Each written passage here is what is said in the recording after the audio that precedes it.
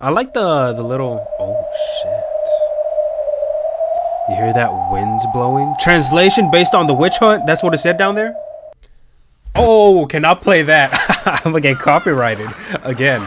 Even though it doesn't really mean much to me to get copyrighted since I'm not making money off this. I think it'll affect the visibility. Either way, guys, I am feeling a little bit better. I'm here to record another 2 episodes. We're coming up on the end of episode 2. There is like 18 episodes in total, I think. This is episode 15. I'm gonna do 2, so let's just go ahead.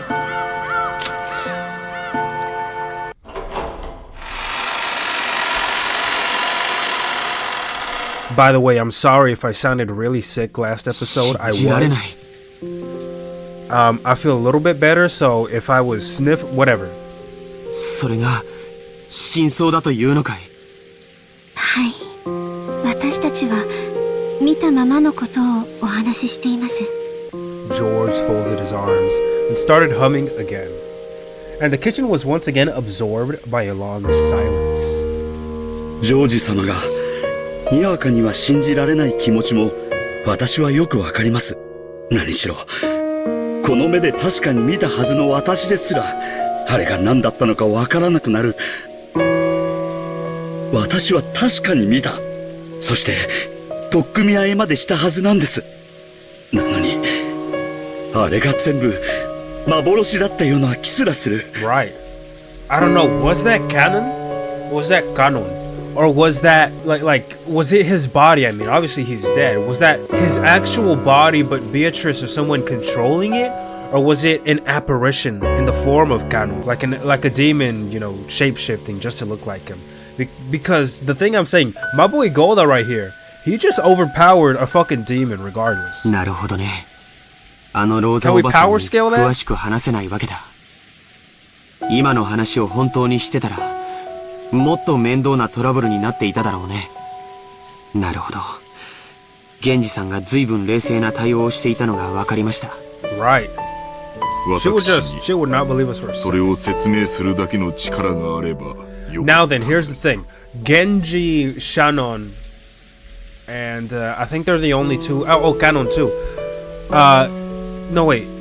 Yes, Genji. I forgot it's Genji. I know Golda, he never seen Beatrice.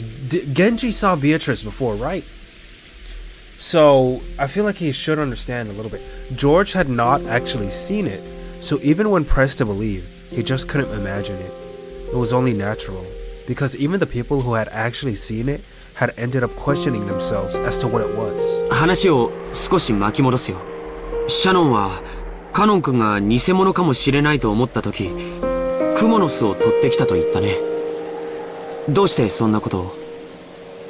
そうだ。それは私も思っていました。どうしてクモの巣だったんです？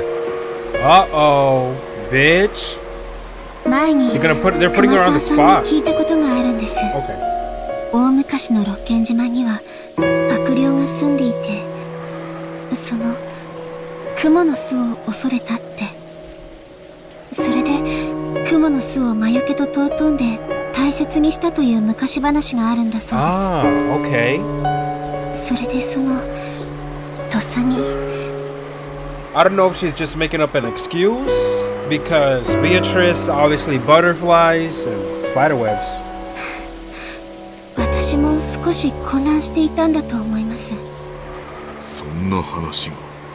熊沢はそういう昔話に詳しかったな。Oh, Kumasawa.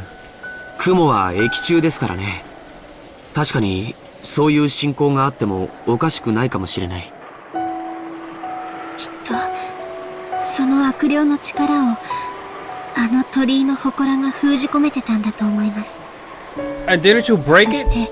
Wait, no, the Torii shrine. のでその力が蘇って。Yes, the spirit mirror. That's what you broke. The Torii shrine. That shit was just struck by lightning. 様を蘇らせる力となってしまったに違いないのです。私が心の弱かった私があんな大それたことをしなければ。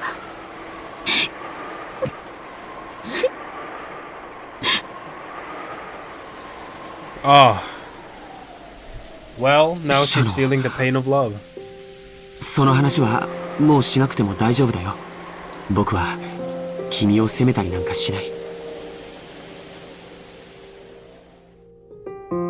Since long ago, Shannon had often hinted at a certain occult aspect regarding how she had met George. While he did lend an ear to her tales, George had always thought that this was typical of a girl, associating love with fate, chance, and miracles.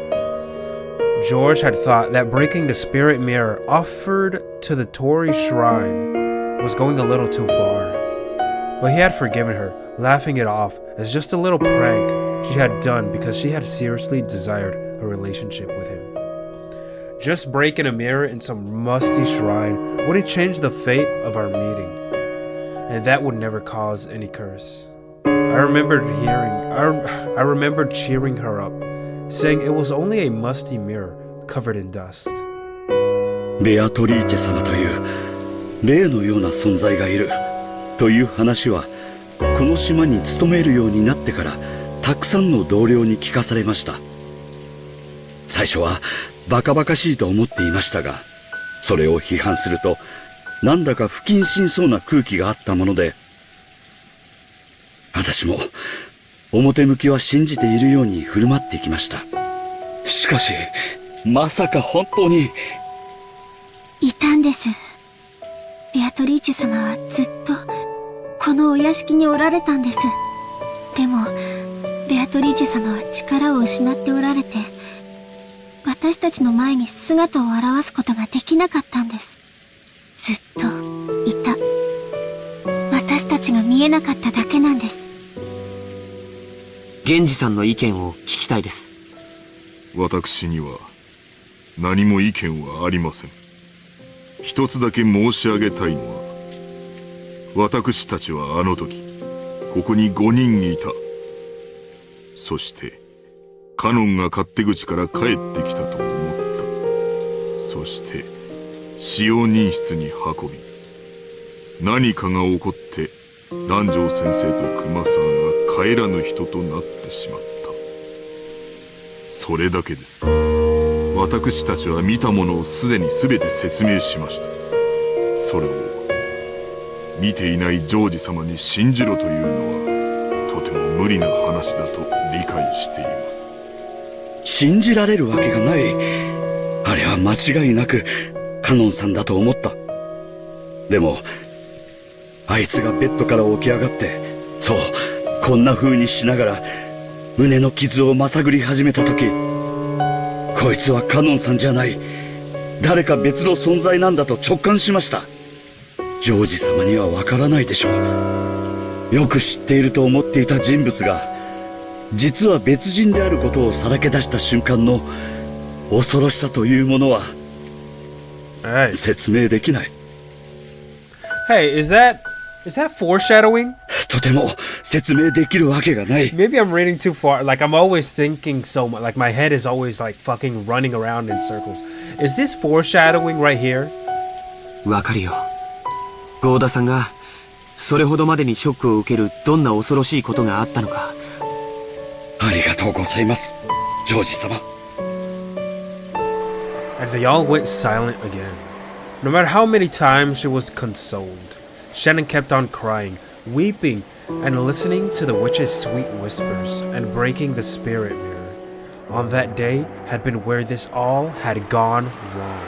This had all gone wrong. Wow. 君に囁いたという魔女は、その鏡があると力を失うんだね。Can we just tape it back together? 少し説明してくれた気がしますが、よく覚えていません。Oh, didn't she say it was I think she said it's something to do with Western magic or something like that? 力が出せないというようなことを言っていたと思います。君が割ったというその鏡はどうしたの？ I think it went into the ocean. 覚えていません。多分割ったまま立ち去りましたから、そのままそこに残ってたでしょう。ということは、岩礁が雷で打たれて消えたとかいう時に海の底か。まあ拾って接着剤で貼り付けたところでご利益は戻らないだろうけどね。Let's hope so. 私がになんてことを。 Oh, baby. It's okay. ごめん。失言したよ。There it is. He didn't know whether Shannon breaking the mirror had really been what had started everything up. So wait, do they all believe in Beatrice? Well, I mean, looking at this, it's kind of hard not to. Okay, they do. The servants didn't go so far as to blame Shannon, but it seemed that they believed that it had been the trigger. But even now, there was no way George could believe that much. Even if he was told a story about witches and evil spirits, it just sounded fake to him. Even so, he listened seriously to Shannon's story, trying to find a hint that might relieve at least a little of the pain in her heart. I hope I sound like I have more そういえ emotion. ば、その鳥居にあったものとは違うでしょうが、奥様がお守りとして霊鏡をお持ちになっていると聞いたことがあります。Oh, madam. 夏日おばさんが？はい。おじい様の形見分けか何かでもらったものだそうで、とても強い魔除けの力を持つ由緒正しい霊鏡だとかなんとか。Okay. 同じ話は私も聞いたことがある。鏡は良くないものを反射して弾き返す力があるのだとか。Oh, bitch. その霊鏡があれば、魔女のベアトリーチェに対抗できるかな？ But how? You just pointed at her? Like, how would it work? Like, what would you do? When George proposed this, the servants looked up. 祀っていた鳥居と祠はもうないかもしれないけれど、霊鏡がもう一枚あるのは重要なことだよ。夏日おばさんの実家は神職にも通じていると聞いたことがある。Oh. それは本当に単なる鏡ではないかもしれない。確か奥様は宝物箱に入れて大事にしまっていると、そんなに大きいものではないのかもしれません。大きさの問題ではなかったと思います。私が割った鏡も一見大したことのない小さな鏡に見えました。 Oh, this song! 相手がオカルトなら、こちらもオカルトの手段で対抗するしかない。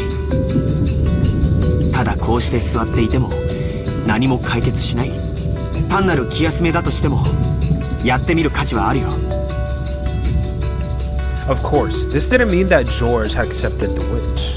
However, he thought it would be necessary to have some kind of purification ceremony to heal the wounds in Shannon's heart. So this story about Aunt Natsuhi, Spirit's Mirror, was just what the doctor ordered. 行こう。魔女をやっつけようなんて大それたことは言わないよ。でも魔女から身を守る魔除けがあってもいいと思う。前にマリアちゃんに聞いたんだけど、おじい様の部屋の扉は強力な魔除けが施されているんでしょ。さすがおじい様だね。オカルトに対する防御も十分だったわけだ。行こう、夏日おばさんの部屋へ。しかし奥様の部屋には鍵がかかっていると思います。マスターキーはローザ様にお返ししてしまいましたし、キーボックスのある使用人室も施錠されてしまいましたし。ならばその鍵は夏日おばさんが持ち歩いているはず。礼拝堂にはまだ夏日おばさんの遺体があるはずだ。 Are you fucking kidding me? We're gonna go out there? 警察が来る前に勝手にいじってしまうのは悪いことだけれど、それについてはちゃんと説明しよう。 Hope so. しかし礼拝堂の入り口も鍵がかけられております。Oh, well, okay. ゴーダさんの腕力じゃガラス1枚割れないのかい？その辺の石で叩き割ればいい。大切な礼拝堂の窓を破ってしまっても。おじい様に怒られるときは僕が責任を持つよ。 Damn, my boy George taking 僕はもともと今 charge. 日後ろ宮家の全員と戦うつもりでいた。 Really? 君との婚約を許してもらうためにね。 Oh, だから元よりその覚悟はある。 oh, ガ George. ラスを割ろう。そして夏日おばさんの遺体から鍵を借りよう。 It seemed that George's claim that he would take responsibility had given the servants a great amount of courage. giving me courage. Shannon and Golda glanced at each other and then looked at George's face again. オカルトに詳しいおじい様だもの。夏日おばさんの霊境の力だってきっと理解してくれる。大丈夫。怒られたりなんかしない。奥様の鏡で本当にベアトリーチェ様をもう一度封じることができるでしょうか。わからない。でも試す価値はあると思う。なら行こう。表はどんどん暗くなっちゃうよ。急ごう。シャノンは懐中電灯を、ゴーダさんはガラスを割れそうな道具を、ゲンジさんはすみません、傘の用意をお願いします。はい。The servants, who had been rejected by Rosa, started to move once again, having gained a new master. George, who was normally calm and gentle, was now exuding a commanding presence. Shannon checked the emergency flashlight, just in case she changed the batteries. Golda was examining several heavy-looking cooking tools. Normally, a self-respecting chef like himself wouldn't want to use them for anything other than their intended purpose. But now, he was frantic to fulfill the orders of the one he accepted as his master. After some deliberation, he took a large, weighty frying pan. Cast iron, Genji removed several umbrellas from the umbrella stand and set it in the corner near the back door of the kitchen. He took 3 of them. ゲンジさん、私はご一緒できません。 Why not? ご用命の時に全員がいないようなことがあって、後ろ宮家使用人頭として恥ずかしいことです。そんな源氏さん、今のこの屋敷で一人でいることがどれだけ危険かあなたもわかるでしょう。 Right. 私はいけない。親方様からいつお呼び出しがあってもいいよ。 The Kinzo? You talking about Kinzo? Why don't you go inside his fucking room if you're gonna stay here? At least go in. By the way, we haven't seen Kinzo since the beginning. Is he still alive? We haven't heard shit about him. Wait, we haven't heard shit about him. どうだ、手本となるよ。よろしく頼む。はい、お任せください。必ずやお役目を果たします。 You know what? They're working really good on making you like it. I hated Golda at first, but now I'm warming up a little bit more to it. I'm seeing a more human side, more down to earth. はい。私はもうこの年です。 Same with Natsuhi in episode 1. I'm liking this one. 今日までの人生は全て親方様に受けた豪雨をお返しするための日々でした。このような老いぼれがどうなろうと、全てはルーレットのし。 That's what I was gonna say. He's gonna be sacrificed in the twilight. どのような結果が出るのかをここに座って見届けたいと思います。 Ah, well, as Genji said that, he sat down, as though saying that he didn't intend to discuss this anymore. His gaze fell to the chessboard that he had played on with Nanjo. When George saw this, he decided to leave Genji there. 行こう、みんな。今は少し風もおとなしいみたいだ。George took an umbrella and dashed out into the hallway, and Shannon and Golda chased after him, each holding a tool.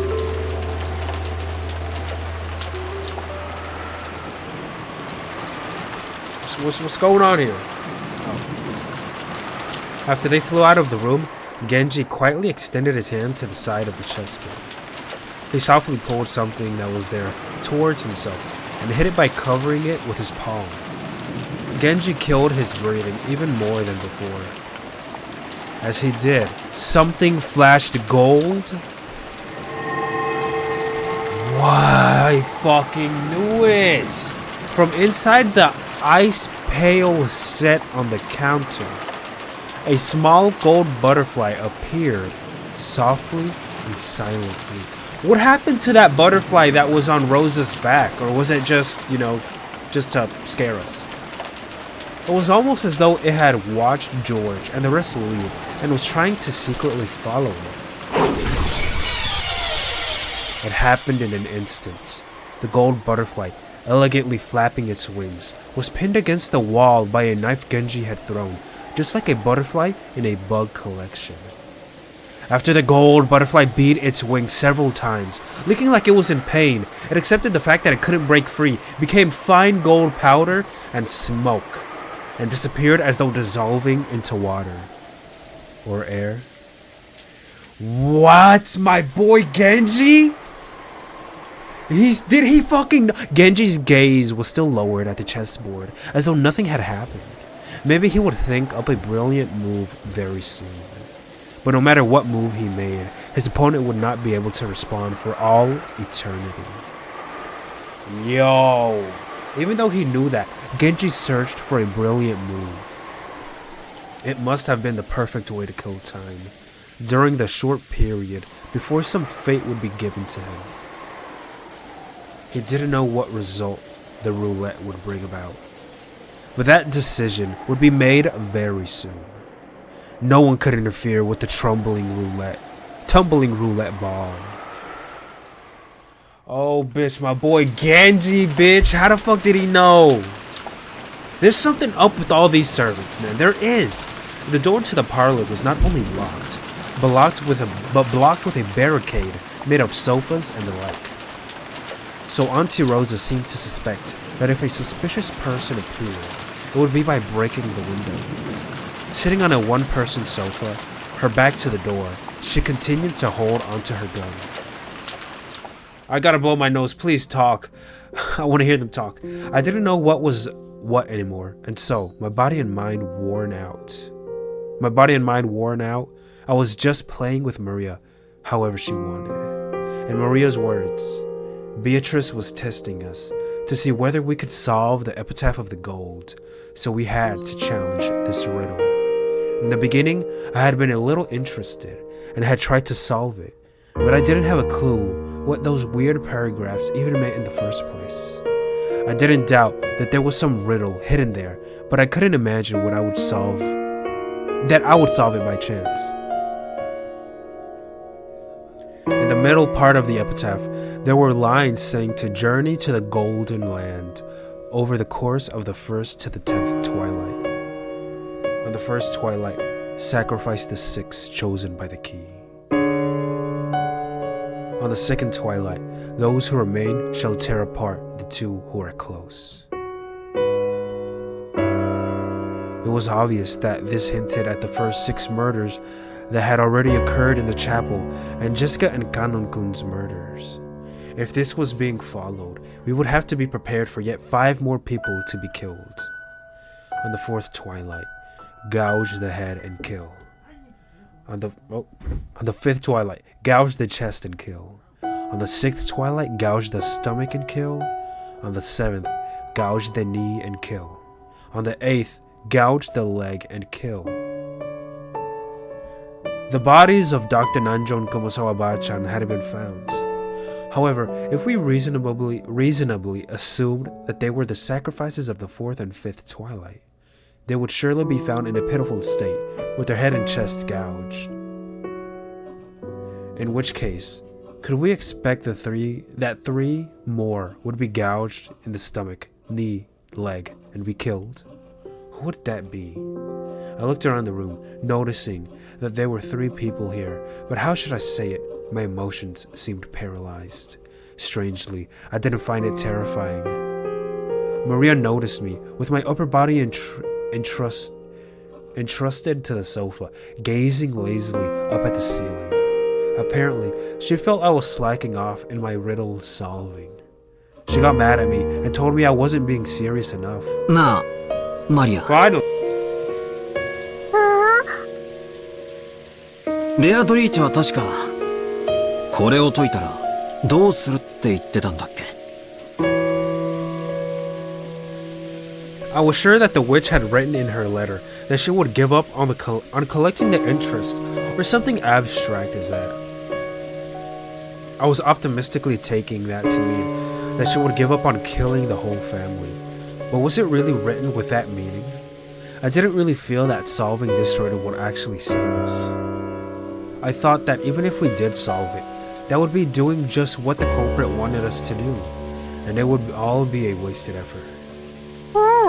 そんなことはない。この碑文が解けたら、ベアとの儀式はおしまいになる。だからもうそれ以上、誰も死ななくなる。本当にか？そういうルールを奴が提示してるだけだろ。この謎を解けば、多分、じい様の隠し黄金のありかがわかるんだろ。Yes, how would us finding gold finish 奴 a は ritual? きっとそれを狙って。狙わないよ。なんでそう断言できるんだよ。黄金は最初からベアとのものだもん。自分のものを狙ったりなんかしない。じゃあ、どうしてベアトは俺たちにこんな大ヒントを授けてくれたんだ？というか、どうしてこんなゲームじみたことを仕掛けてきたんだ？ Yes, I want to know. 魔法にはリスクが必要なの。Right. リスク？よく意味がわかんねえな。例えばマラソン。完走すれば誰でももらえるメダルと、一番になった人しかもらえないメダルって同じ価値だと思う？思わねえぜ。つまりなんだよ。結局、奴は遊んでるってことなのか？わざとこっちにチャンスを与えるようなことをして。違う！それがね、魔法というものなの。どんな大きな魔法にも絶対にリスクや弱点があるの。Wait a minute, I'm thinking. ないといけないの。魔法って言われるとピンとこねえが、ギャンブルだって考えれば少しは理解できるな。でかく失う覚悟がなきゃ、でかくは勝てない。そして、勝ち目の薄いギャンブルであればあるほど、配当はでかくなる。Just like putting everything on green, bitch. その通りだよ。だからベアトは儀式のリスクをちゃんとみんなに説明したの。だからこの謎を解けばちゃんと儀式は中断される。だってそれを約束違反したらリスクにならない。これを解けば、奴は本当に約束を守るのか？花は枯れるのにどうして美しいの？造花は見分けがつかないほど精巧でもどうして美しくないの？人間は死を賭すから奇跡が起こせる。不死の人間がいたとして、その人物に何の奇跡も起こせる道理はない。私たちも人生も魔女も儀式も。Right, okay. Yes, they would have pretty much no ambition if you could live forever, I guess. 私たちはリスクを負わなければ何も成し遂げられないの。I could see that. The reason I'm here is because I'm gonna die soon. I'm not even joking. That's why I'm recording this. 謎が解けたらどうするんだ？ピンポーンって鳴らして挙手して、回答を魔女に伝えて答え合わせをするのか？それは知らない。でも解けばきっと自動的に儀式は終わる。マリアは詳しいな。そいつはみんなベアトリーチェに習ったのか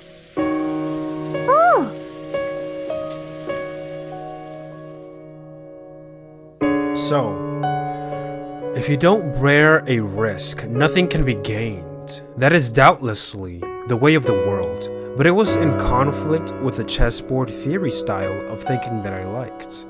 A move in chess is always a search for the best play that minimizes the risk and promises an advantageous turn of events.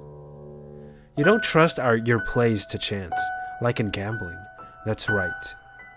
There's no room for gambling in an intellectual game. And yet, this person called Beatrice was carrying out such an outrageous crime. Or maybe a ritual, while purposefully imposing conditions for her own loss and announcing them to us. Right. In chess, you always play the best move. So by standing in your opponent's position, you can predict their next move. However, you couldn't say for sure that Beatrice's moves were always the best ones. I thought she was probably making us focus on the epitaph as a smokescreen to mislead us about something. But Maria said that But Maria said that of all things was impossible. She said that this was a genuine risk that the witch had taken, and therefore proof that this was a formal magical ritual. I can't understand this witch called Beatrice. She must be communicating this chain of murders. Committing this chain of murders with some goal in mind. So why would she deliberately expose the conditions of her own defeat? No matter how I flip over the chessboard and think from my opponent's perspective, I can understand why she would give up. If this riddle was solved, isn't it almost as though Beatrice doesn't care whether she wins or loses? It's natural that chessboard reasoning wouldn't work if you played chess against an opponent like this. I don't understand. What is Beatrice after that's making her commit this crime? If she just wants to massacre us all, she could just do it secretly, without this whole crazy setup. There was no need for that scrupulous advance notice, dramatic suggestions of locked rooms, or anything. It's all over-dramatized. This is exactly what I was thinking. I don't get the point at all. As long as I continue to think of Beatrice as a greedy human culprit, will I be unable to understand anything? If I don't accept her as a witch, will I be unable to even set the pieces on the chessboard at all? If she really is a witch and everything Maria said is true, then there's only one thing we should have been doing. We shouldn't have bothered with any of the reasoning, or the discord, or the searching for the culprit. We should have all gathered in the dining hall and pooled our knowledge to solve the riddle. If we had pooled the knowledge of that many people, maybe we would have been able to at least grasp a thread of the answer. We greedy humans, desiring to gain something more than one another, never pooled our knowledge and were being offered up as sacrifices one by one. In the end, we were humans getting what we deserved. Were we humans getting what? We thought we were thinking, but we were actually thinking only of our greedy selves. In the end, chessboard theory is a technique of thinking where you project yourself on your opponent. So greedy people look inside their opponents and see their greedy selves. I looked vaguely at Auntie Rosa. She was probably tired from being under all this tension the whole time. She wasn't sleeping, but she was continually staring vaguely at some point off in space. Auntie Rosa had proclaimed that she couldn't trust anyone who had not been killed. Auntie Rosa's chessboard thinking saw herself inside her opponent. In other words, Auntie Rosa might be an isolated woman, unable to trust anyone and unable to let her guard down. Long ago, I think I heard a bit about it from my dad. Auntie Rosa had originally been a very obedient child, but because her age was so far separated from her other siblings, and because her confrontational siblings had often made conflicting demands of her, she had been going through psychological hardships ever since she was young. Apparently, when she had taken the side of one sibling, often another gave her a hard time for it.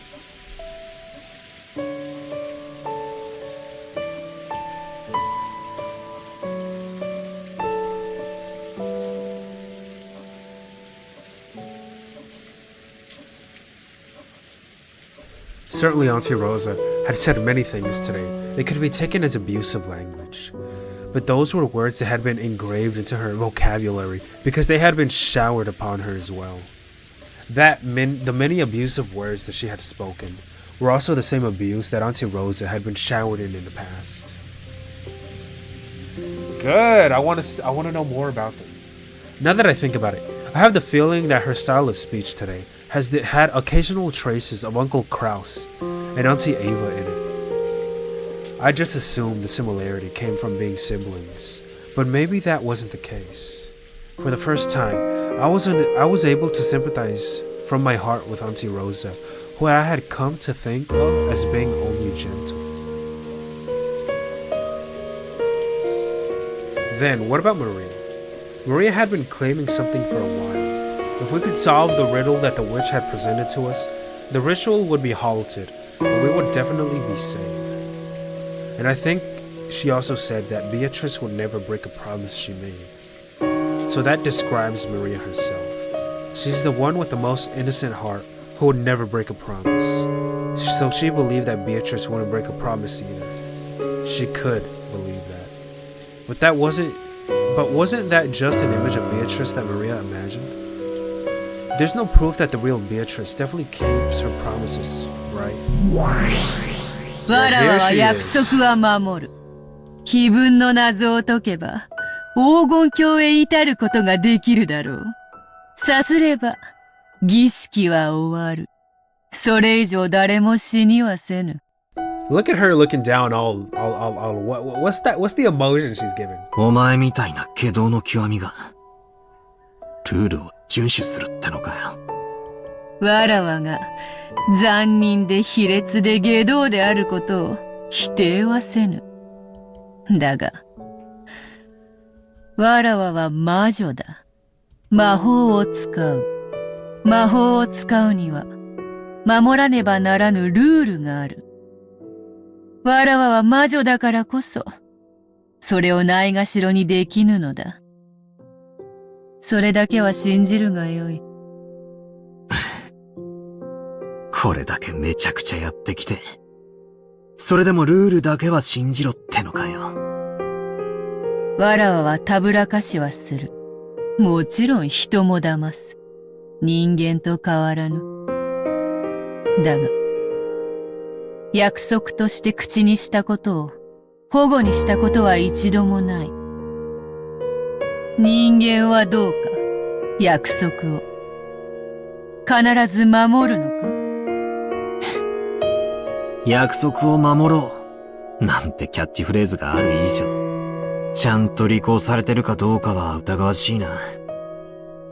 わらわから見れば人間の方がよっぽど利己的で外道な存在よ。人間の約束ほど疑わしいものはない。わらわも時に人間と契約するが、くだらない願い一つ叶えるのに、どれほど厳重に取り決めをするか想像もつくまい。少しでも隙があると、連中はすぐに、叶える願いの数を100に増やせとか、小さな豆粒に変身してみろとか言い出す。親父によく言われたぜ。契約書ほど怖えもんはねえって。よく読まずにハンコを押す奴は、骨の髄まで喋られて当然だって言ってたぜ。悪徳で荒稼ぎしてやがったんだな。察しろ。人は生まれながらに詐欺を知りはせぬ。どこかで被った。だから覚えた。押し付け合わずにはいられぬ人の世の罪。か。はて、どこの魔女に聞いたやら。まあいい。そなたが思っているほど、わらわも無慈悲ではないぞ。Oh yes, just because we had this little heart talk. 嘘をつけ！これだけの大勢を！しかもまた！こんな残酷な方法で殺しておいて！何が無慈悲ではないだ！約束は守るだと？いい加減なことを言うな！俺はお前を認めない！断じて！それを譲らないことだけが、お前への抵抗だと俺は信じてる！なるほど。永遠の苛波であるのは、わらわに対しても同じであるというわけか。かもしれぬな。1000年は長い。魔女の強さは、魔力より我慢強さで決まるのかもしれんな。なるほど。ベルン教の恐ろしさもうなずける。Lady Byrne, I just want to know so much about okay guys, I'm gonna say this. I'm on Twitter every now and then, and I do see a lot of photos. I do see a lot of photos of Lady Byrne And I think she's talking. I'm not really sure. When am I going to be able to see her? Is it the question arcs? Episode 4? I don't know. I want to know all about her. All about her. さっさと永遠の苛波とやらを続けろよ。俺は1000年でも1万年でも付き合う覚悟だぜ。よいよい。少しは戦う気力も戻ってきたようだな。そうでなければつまらない。ほら、対戦ゲームでもよくあるだろ？乱入したけど、相手があまりに弱くて拍子抜けで、わざと負けて最終ラウンドまで延長させて、最後に本気でフルボッコにすることとかって、あるだろ？例えの意味がわかんねえよ。ワインと同じよ。よく熟成させねば輝かぬ。お前は、それに耐えられるワインだ。わらわがじっくり熟成させてやる。そなたを、わらわの優雅な時間を彩る最高の美酒に育て上げてやるぞ。だから、この程度で屈服などするな。わらわを引き続き否定してくれよ。何しろわらわは、そなたが認めぬ限り、儚き幻想に過ぎぬのだから。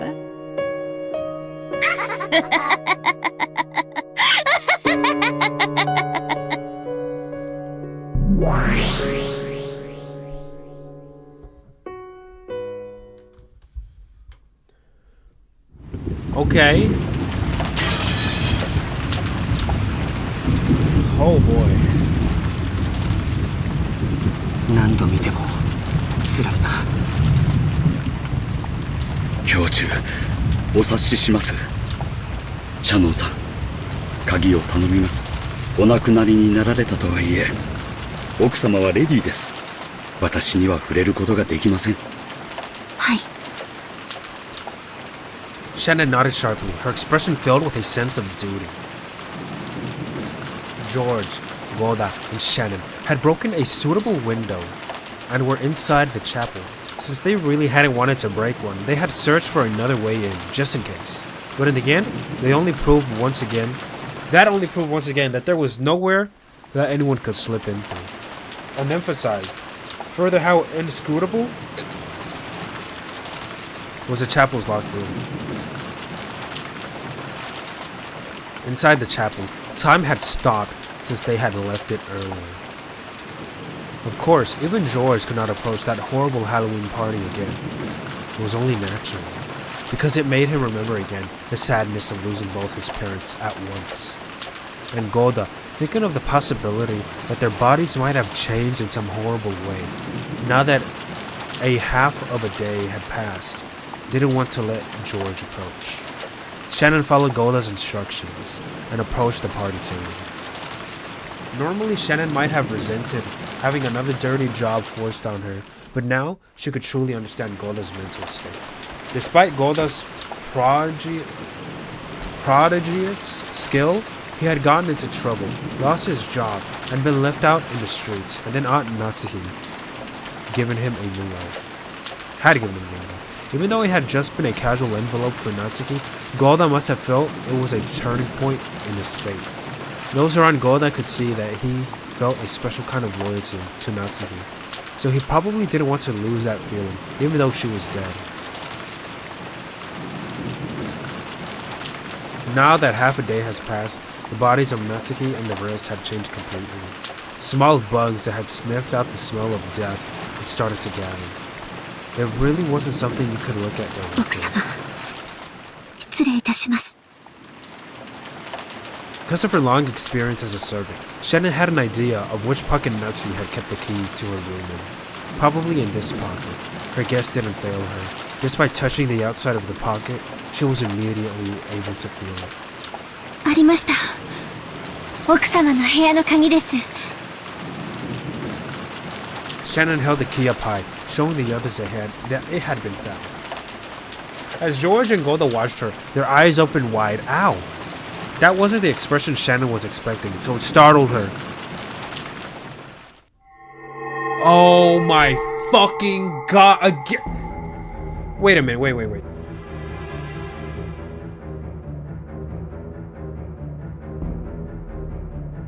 Because Shannon hadn't noticed, George and Golda, watched from afar, had been able to notice it first.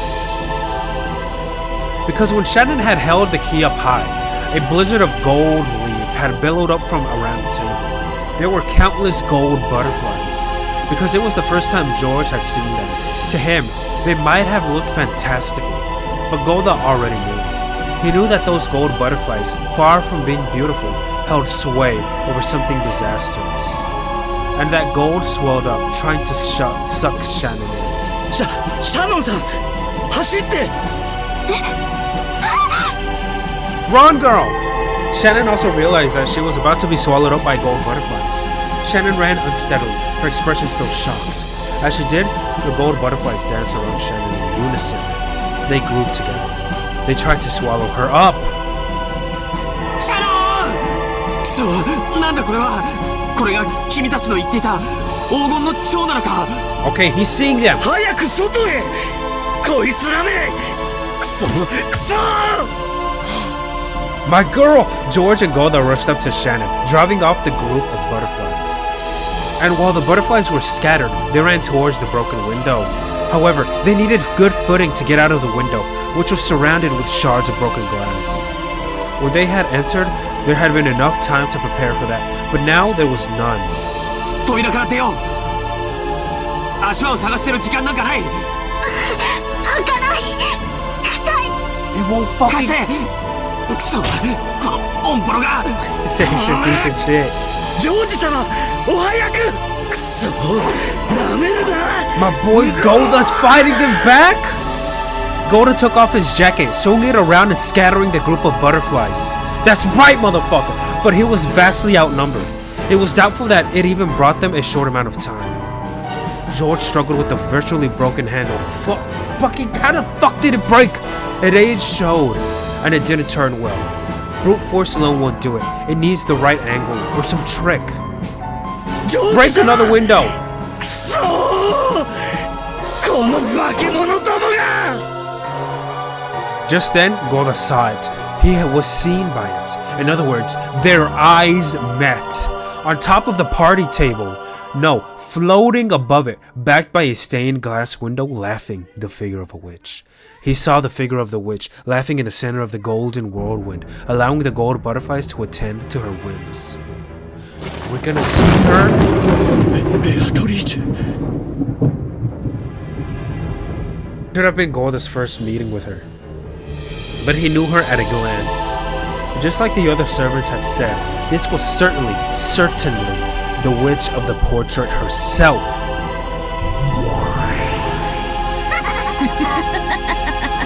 There she is, the bitch herself, with her new attire. そろそろ晩餐の時間ではないか。すでにわらわはこの屋敷のホストである。そなたらを素晴らしきディナーで歓待しなくてはならぬというもの。おあつらえ向きに3人ではないか。これは実にこう Are they all gonna die? But my girl fought so much to...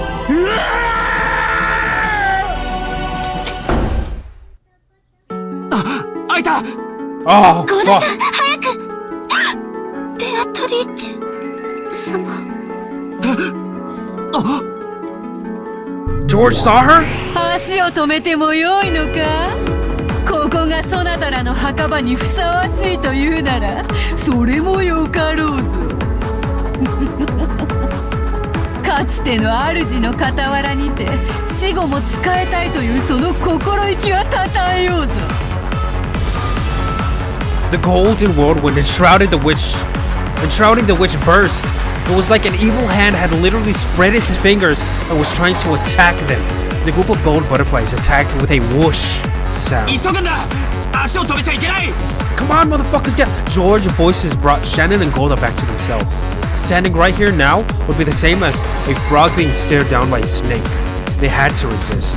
They had to fight this incarnation of the new brutal and frightening order that had developed Rokkenjima. There was no time to take out their umbrellas. The three of them dashed out into the pouring rain. They never realized because they didn't turn around, but the gold butterflies apparently couldn't handle the rain too well, and this hampered their ability to chase after the three.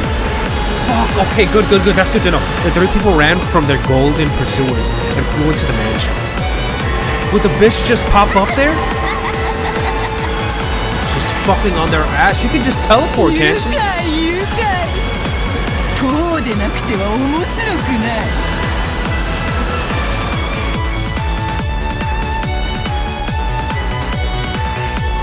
That's Natsuhi's room! They unlocked the door and flew into the room. Oh, a bit of the scent from Natsuhi's favorite gentle incense remained in the room. However, there was no time to let that calm them down.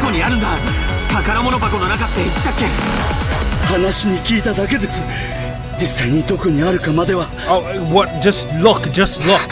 多分お化粧台かベッドの脇にあるんじゃないかと思います。 Does she have a closet? Shannon claimed that because of her woman's sense. But in the corner by the bed, there was only an incense burner, a half-written novel, and a pair of glasses. But the dresser was elegant. It had many drawers, and it would be understandable if she had kept some of her valuables in. He began to violently open each one of the drawers. He had to hurry.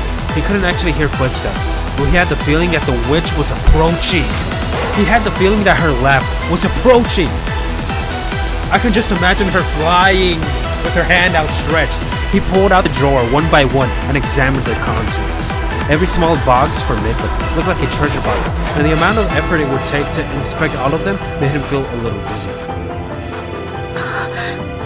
この箱かもしれません。鍵がかかってて開きません。 At a glance, it looked slightly larger than a music box. When shaken, it rustled, as though very small objects were inside. But it was locked and wouldn't open. 普通鍵はすぐ近くに隠しておくものです。あるいは常に身につけている人もいるかも。 Oh, Mike, you better hope they don't take it with them. You better hope it's not on her body. でも乱暴にはできないね。中の鏡を割ってしまうかもしれ Oh, ない。 but you guys got a fucking knife to something. こじ開ける道具はないかな。 Screwdriver, maybe we could pry it open? Yes. そう。 I'm looking at Golda looked all over the room, trying to see if there was some tool that they could use. And he noticed the door, which had been left open ever since they had entered. No! He approached the door to close it and noticed I can't talk. Abominable shadows of people approaching from beyond the darkness in the hall. No, the phrase shadows of people wasn't right. Because that referred to human shadows. You can call the shadows of beings that aren't human shadows of people. Oh man, can we hide outside? I mean, the butterflies can't go. Golda's voice trailed off. It was the shock of seeing a procession of those not of this world.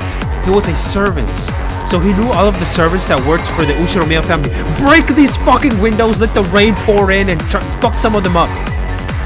But he didn't know about these. However, there were definitely servants. They were servants working for the Ushiromiya Kinzo or Ushiromiya Kraus. No fucking way! Oh my god, Satan is back! They were new servants who worked for the new masters of the mansion, the Golden Witch Beatrice, the new master of... No, these fuckers! And who... Oh my god, these... And who had goat's heads and bright red boiled eyes of lava. Oh my god, are you kidding me? As the new master laughed loudly and trimly directed Sixa. He saw her pierce the darkness as she came. She doesn't need all of these motherfuckers. Of course, she was clad in the gold butterflies that were her symbol. Golda hurriedly closed the door and locked it. Good. However, the instant he locked it, it returned to normal, just as though it had been knocked back by a spring or something. Oh. Are you... It almost gave the illusion that some pranksters on the other side of the door was opening it every time he closed it. Distance-wise, they shouldn't have reached the other side of the door yet. Then who? Magic. It felt just like playing with a broken toy. Click more.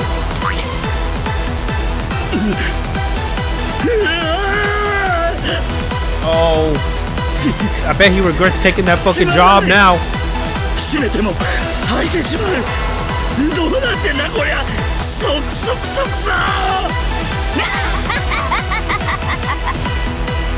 鍵がわらわを拒む。 Why does she have so many of those goat その部屋の fucks? 新しき主もその部屋の扉が拒むと思うのか。 The new master? What happened to Ginzo? He's not dead yet, or is he? It was like the witch could see Golda's frantic efforts through the door. Even as he struggled, their footsteps continued to approach. And when not just footsteps, but the breath too could be heard, Golda gave up on the lock and rammed the door with his shoulder, making the lock his own large body. Oh my god, dude!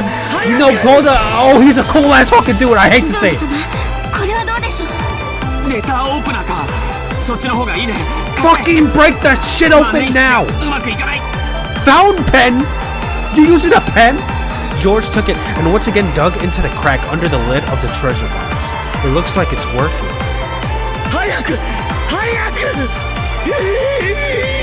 Oh my boy. He's those fucking goats? Is the pressure from across the door grew even stronger. Golda screamed. It wasn't a war cry for this test of strength. He was terrified. He was simply terrified that, except for a single wooden door, he would be touching something not of this world. But he was still lucky. He wasn't touching them directly because they were on the other side of the door. So this was natural that if he did not touch them directly, Golda's cry would turn from something brave into a shameful and yet very real scream that would make glass shatter. Who the fuck is... Golda couldn't believe what was right before his eyes. Going through the door, an arm. Almost as though it was sticking through the surface of water. Slipped through as though it was perfectly natural and stroked the back of Golda's hand as he tried desperately to hold onto the door closed. It traced slowly up his arm to his chest and then his chin. By now, Golda's scream was not even vocalized. He could hear a sweet whispering voice from across the door. It wasn't coming from the witch, but judging from the sound of the voice, it was a young woman. There was no difference in the fact that it was the voice from one not of this world. Beelzebub!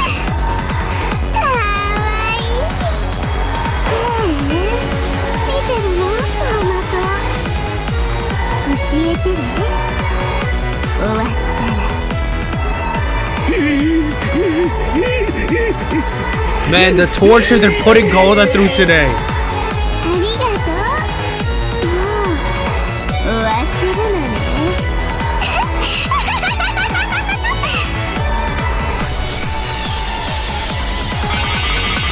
No.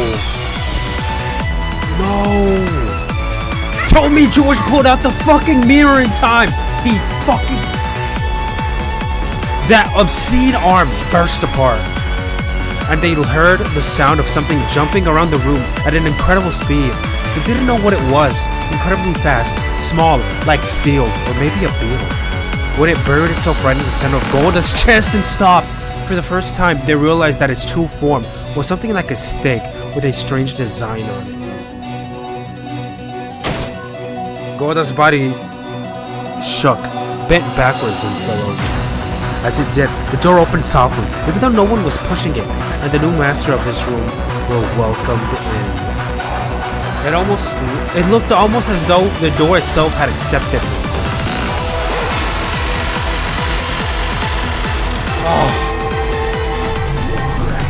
Oh, I hate seeing these fucks. The goat's attendants entered one after another. 6 of them. 6 of these fuckers. Then that witch entered, and the gold butterflies entered. The room was wrapped in a blizzard of gold leaf, which fell and piled up, turning into a world of gold. I'm fucking lightheaded. Her true fucking form now. ルーレットはそなたとジョージを選んだ。 Oh no. 解放の日に感謝せよ。未練はあるまい？ないよな。惚れた男から婚約指輪をもらって夜も共にしないうちに殺されてしまっても未練なんかないよな。女の幸せを教えてもらいたかったんだろう。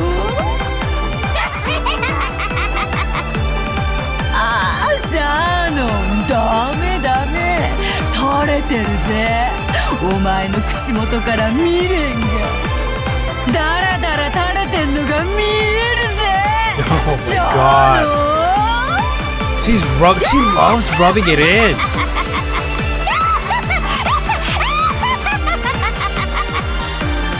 What a fucking crack. It was the sound of the lid of the treasure box breaking and opening. When George turned it over, out fell accessories, charms, various small objects Nancy had treasured when she was a girl. Mixed in with those was a pouch that stood out from the rest. He picked it up and checked it immediately. This was it. That's my boy! って及ばなかったの。死ね！ Can somebody do something? All at once, the gold butterflies attacked George, who was painfully slowly trying to remove the contents from the pouch.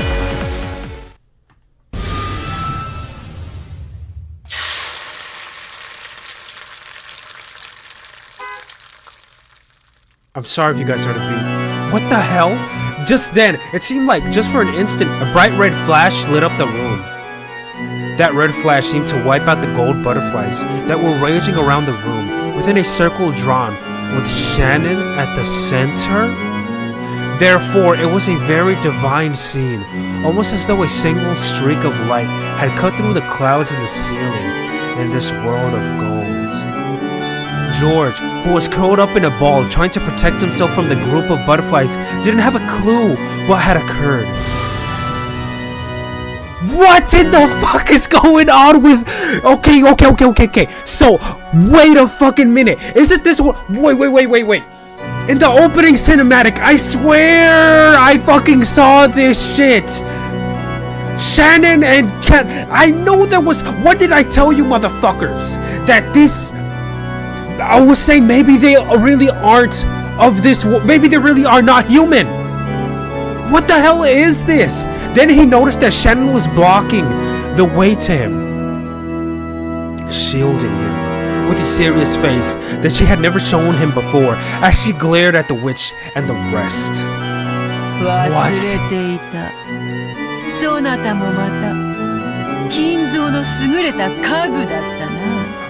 Oh my god. Matured more than Cannon. I remember Cannon had like a blade on his hand, just like those goats. She... Maybe he's offensive, she's defensive? I don't know.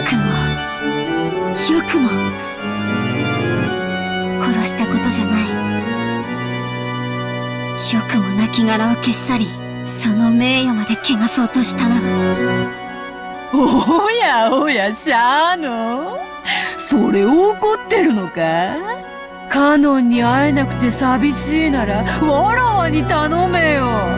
いつだって会わせてやるというのに。That fucking goat! Oh, he disappeared? No! When the witch snapped her fingers, one of the 6 goat attendants glittered gold and changed into Kanon. It was definitely a sight to make one doubt their eyes. It was definitely Kanon's face. That's not my boy, he's gonna open his eye. I fucking knew he was gonna have the red shit! However, in those eyes, there was none of that sincere glint of Kanon's. There were only the clouded eyes of furniture that did nothing but obey the orders of the witch. So one of these goat was the fuckers that came when... oh my god. George couldn't understand the scene right before his eyes. And he finally understood why Golda and the rest had been unable to talk about what they had seen in the servant room. 楽しいですか？ああ、楽しいぞ。死が引き裂いた2人を再会させるのはいつだって楽しい。死で引き裂いて1度、合わせて2度、もう一度引き裂いて3度楽しめるのだからな。さあ、カノン。姉と遊んでやりなさい。もし痛めつけられたら、思いっきり苦悶の表情を浮かべてやるといい。Oh, what an mean bitch. She's trying any fucking angle she can to hurt her. That fucking blade. Wait a minute, wasn't a different... Wait, from the imposter Canon's arm, a strangely shining trail extended. It planned to tear Shannon apart with that. Shannon, who still hadn't prepared her heart, apart with a single stroke. 許さない。一度ならず、二度までも死者を汚すなんて許せない。 Dude, what the fuck is... What is this series? ほざくな。弟に殺されろよ、シャーノン。きっといい夢が見られるぜ。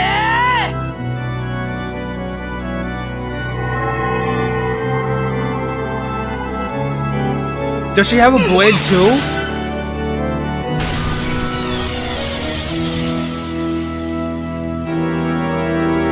Tell me my girl is good! As the imposter, Kenan drew several purple trails. He definitely had attacked Shannon. But when he flew at Shannon, it felt like some kind of invisible wall had been set up in front of her. A bright red ripple trail was left on the wall, and it repelled the monster. No, it didn't repel him. It smashed him. It knocked him on his ass, on his back, turning him into golden dust, into pieces, scattering him. Okay? I'm sorry, I wish I would scream so much right now, but I'm still I can barely breathe. The figure of the foolish furniture, who had mocked Ganon's form and even disgraced his honor after his death, broke into countless gold butterflies.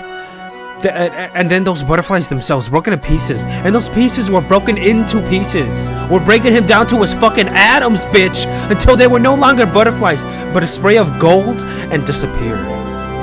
What is George doing? Yes! Shadow! ジョージさんはそこから動かないでください。中心軸をずらしたくない。Central axis! これは驚いた。虫一匹殺せない面をしてこれだけの力を見せたか。 She's protecting her man! なるほど。霊境がそなたに力を貸しているという。 Wait, the spirit mirror? しかしその霊境の本当の力を引き出すには準備も時間も足りないな。そのどちらもわらわは与えはせぬ。What is that background? Wait a minute. The spirit mirror George gripped was letting out a divine radiance and displaying its strength not to submit to wicked power. But that radiance was no match for the witch's sinister nature. これだから家具は怖い。予期せずしてタンスの角にぶつける足の小指のような気持ちよ。これだから家具は怖い。家具が。家具 Nine! 私は家具じゃない。What I tell you? そして、あなたを今はとても哀れに思う。 Look at my girl talking shit. 何？ほう。1000年の魔女に100年も至らぬ家具が今 I fucking love Shannon. Look at her standing for herself, fighting this fucking... Oh my god, I love her even more あ now. なたはとても哀れな人。 She's such a nice girl. 未練がないわけがない。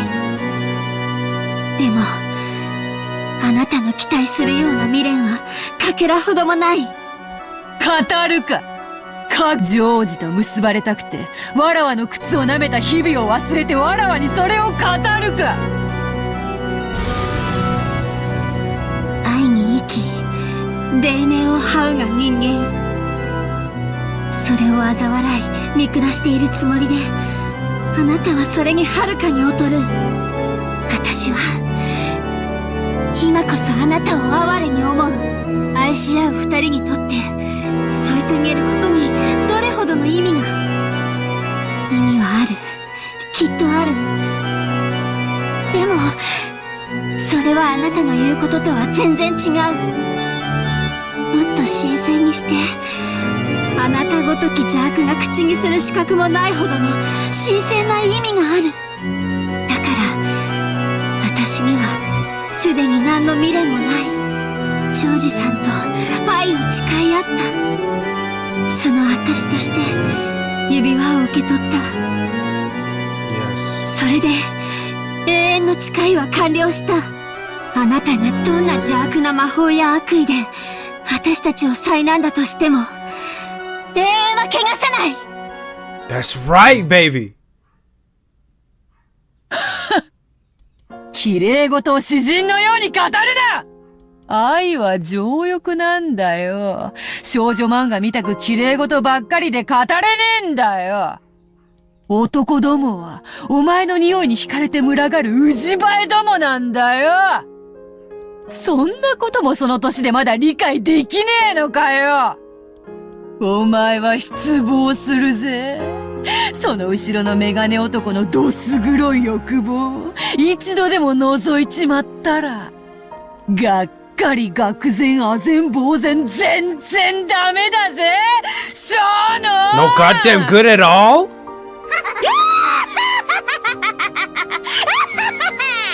God, she got so ugly all of a sudden. ああ、もういいや、語るな家具が。この家具。 Why is she so... 何様のつもりだよ、語りやがって。愛なんて結局は、ど汚ねえ汚物をどう綺麗に見せようかって欺瞞なんだよ。Why did she get so pissed? She's so fucking violently angry all of a そいつ sudden. に気づいて人は大人になるんだろう。死ねよ、クズ。家具、スクラップ。お前を汚らわしいウジ虫に変えてやるよ。それでもそのメガネがお前を愛するか試してやるよ。 His name is George. そいつの愛のどぎたねえ現実ってやつを教えてやるよ。死ねよ、ガラクタが。てめえが愛を語るんじゃね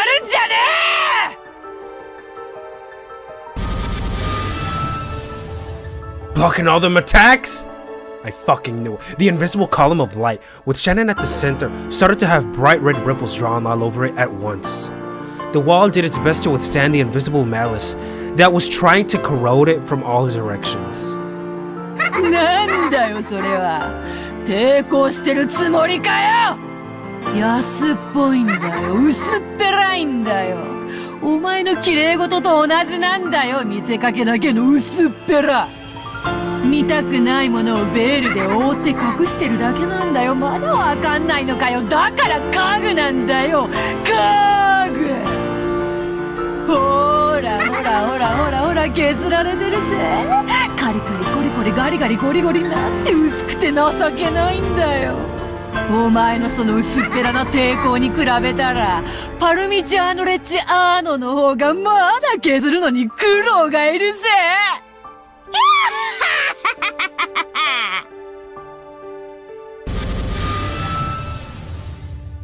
The golden windstorm that covered the room gradually shaved away the walls of the column that protected Shannon and George. The bright red ripples frantically drew a pattern of resistance, but the wall was beginning to envelop the two, becoming instead a red wall of despair. 庄司さん、ごめんなさい。やはり、私には無理でした。ありがとう。Oh no. 君は僕のために立つ、それだけで嬉しいよ。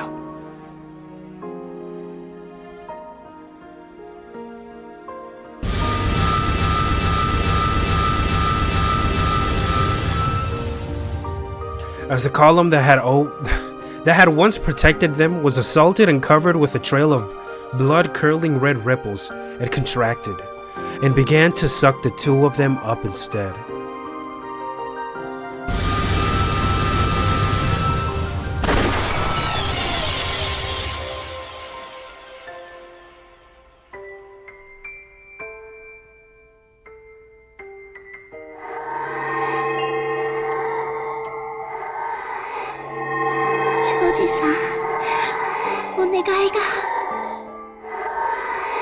Shannon grasped George's hand behind her.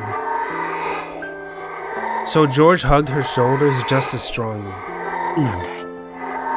最後に愛してるって聞かせてください。ああ、さよ。僕は君を永遠に。Hey, she didn't say to say that.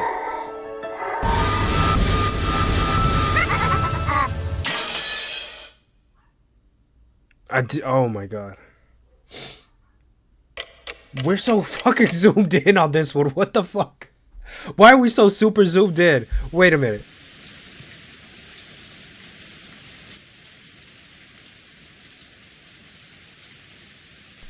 Motherfucker, there was a lot going on there. First of all, does she have some sort of hatred towards men? She was calling us lustful, black as tar beings that we don't feel love, I guess. Wait a minute. I gotta check. How long have I been? But yeah, she was. What is going on with this series? I felt like I don't even know what I thought this series was gonna be. But we're keeping it going. After Genji finished taking his late meal, he went out to do the nighttime rounds inside the mansion. He reheated the soup that Golda had started making, and ate some random leftovers from the refrigerator. They were all things Golda had made himself, and were of course delicious. He had half-heartedly gone to ask Rosa and the others what they would do for dinner, but he had been yelled at by a voice telling him that he had canned food, so they were fine, and the door wasn't even open for him. So ironically, it was the servant Genji who was able to eat the more delicious meal. I kind of just blanked reading that one. But even though all of those crimes had been committed, and many people had already met a brutal end, why was it that Genji wasn't afraid to do the rounds all by himself? Judging by his appearance, as he carried out his normal tasks without a trace of fear, as though everything was normal, you might think that all of the horrible events that had happened today were just a dream or an illusion. Was he taking a philosophic view, or was it simply resignation? Genji must have considered it a virtue to systematically carry out his duty until the last moment. Since the fate that awaited him was unavoidable, it would probably be eternally impossible to perceive the depths of his heart unless he told of it himself. Because he had given the master key back to Rosa, the places he could go to were extremely limited. All he could do was walk around the hallways, checking to make sure that the windows were closed. So he was able to go around that route far more quickly than usual.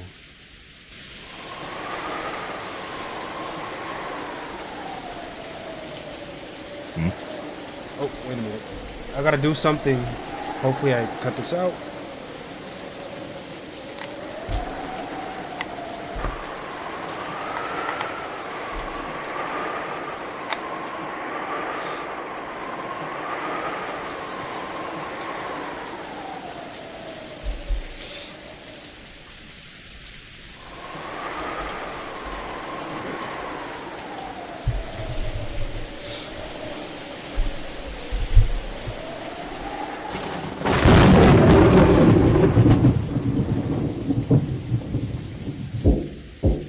After the sound of a moderate knock, Auntie Rosa, who had been falling into a doze shortly before, jumped and woke up, pointing the barrel of the gun at the door as she yelled. I was napping on a sofa, and that voice also brought me back to reality. Rosa-sama, Genji de gozaimasu. 何か用なの？扉は開けなくて結構よ。そのままで話して。はい。それではこのままで失礼させていただきます。南條先生と熊沢の遺体を見つけました。なんだって。そう、わかったわ。確認に行きましょう。死体を見ない限り、私は誰も信じない。大丈夫だよ、バトラー。マリアといれば絶対に大丈夫。Maybe my face was shadowed with anxiety. Maria grasped my hand with her small hand and spoke softly, trying to give me courage. Since it was Auntie Rosa's job to ready the gun and stand guard, it fell to me to remove the barricade of sofas.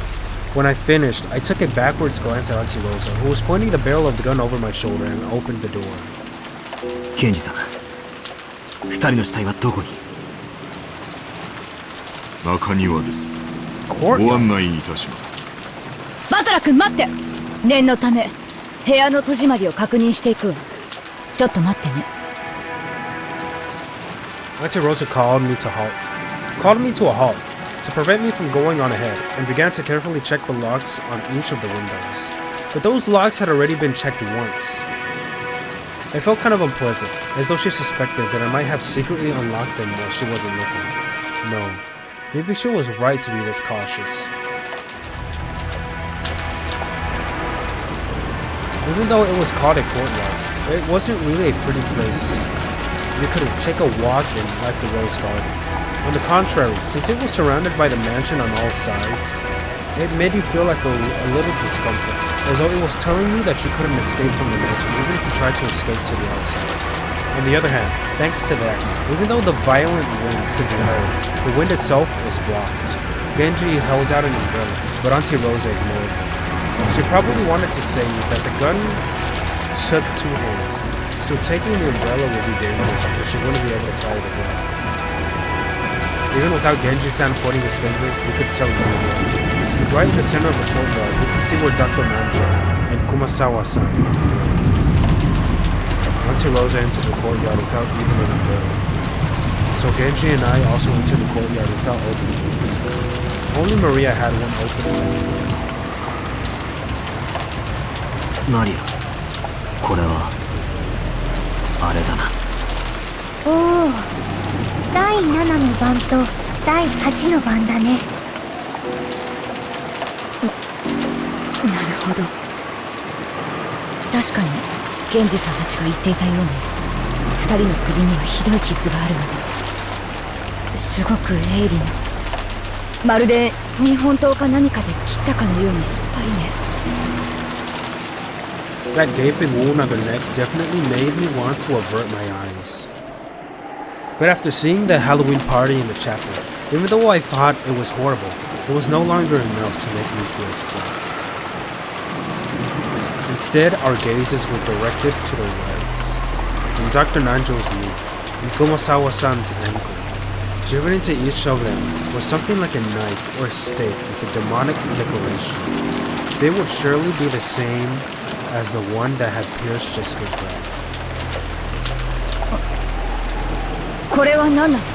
ジェシカちゃんの時と同じね。何かオカルトの儀式のつもりなのかしら。わかりません。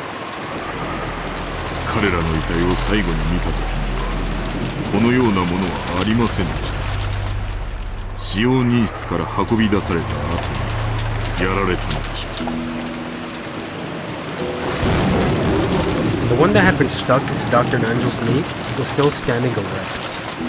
But the one that had been thrust into Kumasawa's ankle might have been a little shallower. It had come out and fallen over. Well, I mean, it's an ankle. I mean, it's nothing but bone and ligament. So, it was only when I saw that one that had fallen over. For the first time, I realized that it wasn't a knife. It was something like a stick. Its full length was probably about 30 centimeters. It was probably made out of bronze or iron or something of this sort. Even without touching it, I could tell they had some weight to it.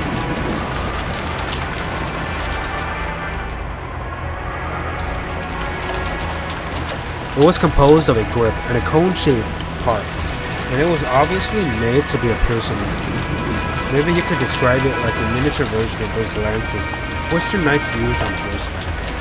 The grooves that had been carved into a spiral shape made it look like a drill. However, the grip had an occult-like design of a demon sign. So instead of a weapon used in war, it felt like something that would be used in a ritual to offer up as sacrifice. 間違いない。生贄のつもりなんだな。第7の番に膝をえぐりて殺せ。第8の番に足をえぐりて殺せ。待てよ。それじゃ第4、5、6の番が抜けちまう。まさか。That's right. Why is Genji alone? If something like this had happened, why wouldn't George, Aniki, Golda-san, or Shannon be here? Why was Genji alone? どういうこと？ジョージ君たち3人はどこへ行ったの？夏日奥様のお部屋を探し物に行きたいと思いました。まだお戻りになりません。なんだって。その出かけたってのはいつ頃の話なんだよ。2、3時間前のことだと思います。そんな。なんでそんな大事なことをやっちゃなくて、なんで不審に思わなかったんだよ。常に一人使用人は待機していなくてはなりません。彼らが戻るまで待機しているのは私のお務めでした。Was Genji-san really this much of a robot? This is bad, this is bad, this is really bad. The fact that Dr. Nanjo and Kubosawa-san had been killed in this very way meant that the 3 people had already been killed. We ran towards Aunt Natsuki's room with a touch of anxiety and just as much resignation. Before we even saw the inside of Aunt Natsuki's room, we were imprisoned by a certain resignation. And that door was bizarre graffiti. Filth. In any case, the door wasn't in a normal state, and we were able to imagine what was inside the room without opening it. On the face of the door, how should I say it? Someone had heavily painted their hands with the same red paint that the magic circle from before had been drawn with, and had banged on the door, scratched it, dirtied it. It was dirtied like the aftermath of a kindergartner playing in the mud. I didn't know what it could mean. The bright red paint that had been slathered on was dripping down, and even though no one said it, it made us think of blood. Genji-san, 開けてください. Rosa held her gun up high and ordered Genji-san to open it. Genji-san approached the door without being particularly troubled by that stuff on it and turned the knob. But he immediately turned around, shaking his head. It was locked. Right now, there was only one person in this mansion who could lock the doors at will and unlock Auntie Rosa. This time, Genji-san asked Auntie Rosa to unlock the door instead of the other way around. After making a slightly disgruntled face, Auntie Rosa handed me a master key and told me to open the door. バトラ君、これで開けてもらえる？そのくらいのこと、ケンジさんを信用しても。Auntie Rosa glared at me with an intense gaze. Getting into a fight here would only make the environment turn even more sour. Without talking back much more, I approached that creepy door and tried the knob. It didn't open. It was definitely the resistance of the lock. I stuck the master key into the keyhole. Clunk. Light resistance. While listening to Auntie Rosa as she told me to be cautious, I opened the door without being particularly cautious at all.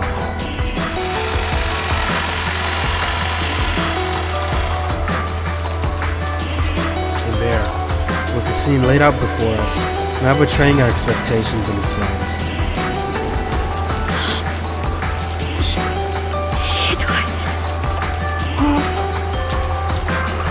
やっぱり第4、5、6の番の再現だったな。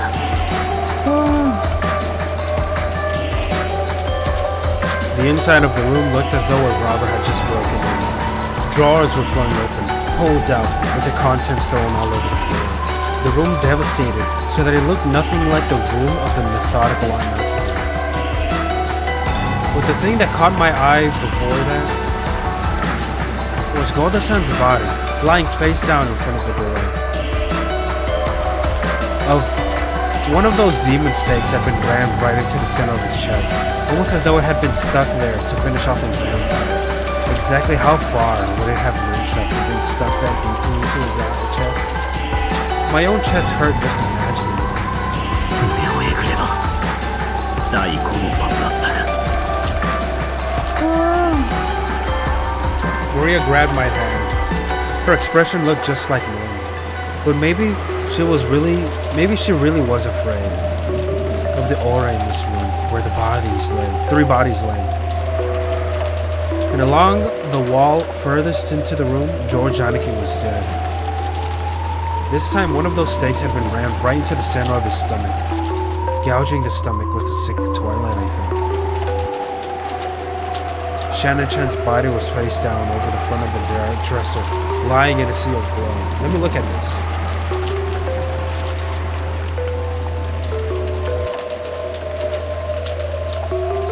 In its horribly broken mirror, sprayed with blood, Had she seen her final worldly expression?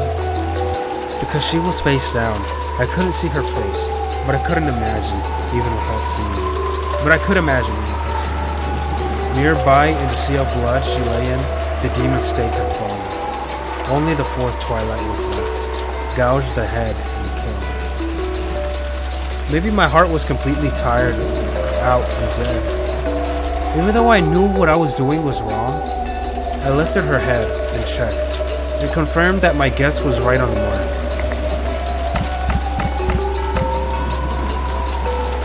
There was a gaping hole in Shannon Chan's forehead, and her insides were dripping out.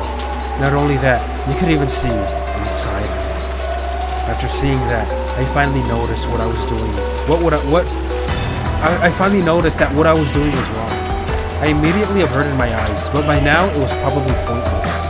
こらバトラ君、警察が来るまでそっとしておかないとダメよ。勝手に触ってどういうつもり？せっかくの現場証拠がおかしくなっちゃったらどうするのよ。 Auntie Rosa yelled fiercely at me and even yanked the back of my collar. I tottered limply and fell on my butt and gazed dimly up at the ceiling. マリア。これで第8の番まで終わっちまったな。第9の番って第9の番に魔女は蘇る。誰も生き残れはしない。 Already we're here? これで黄金の魔女ベアトリーチェは復活するんだな。そしてなんだ、最後の第10の番。第10の番に旅は終わり、黄金の里に至るだろう。黄金鏡の扉はもうすぐ開かれるんだよ。もうすぐ。魔女はよみがえり、誰も生き残れはしない。俺たちはこれから死ぬのか、それともこれで生贄の儀式は終了で俺たちの旅は終わり、黄金鏡へたどり着けるのか。何が俺たちの旅だ。俺たちは今日一日犯人を見つけよう、事態を打開しようと散々頭をひねって何も至れなかった。バカの考え休むに似たりってやつだ。そうさ、俺たちは今日一日ずっと憎悪と疑心暗鬼で自分を焼き焦がした。死んだ人間しか信用できないって言ってわざわざ3人の死に顔をここまで確認に来たんだぜ。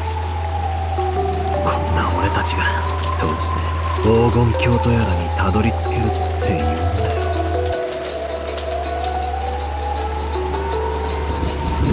That's right.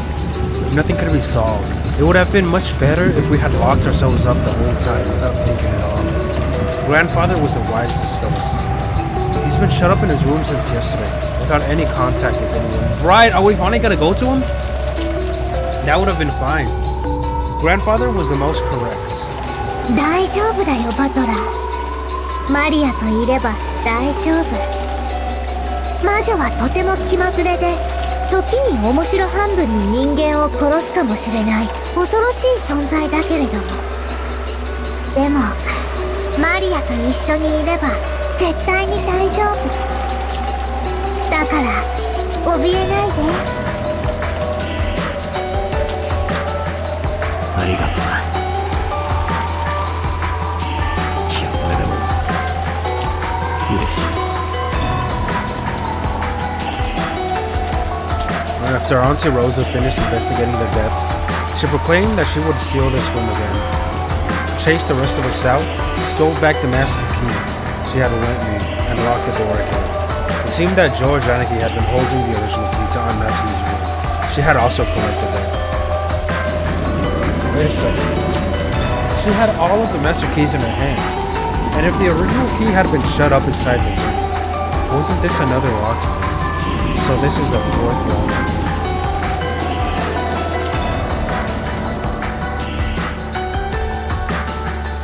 Now that we had been released from our suspicion of those three, we once again returned to the parlor.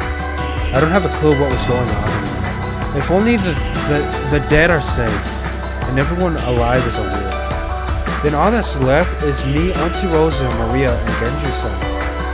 Only those, grandfather, and the 19th person, the guest who I hadn't even sensed, Beatrice. 13 people had died, and 6 were left. With only 6 people, how would the wolves and sheep puzzle end? Even though the puzzle, which had 19 people in it, had been reduced to a mere 6, I couldn't find an answer.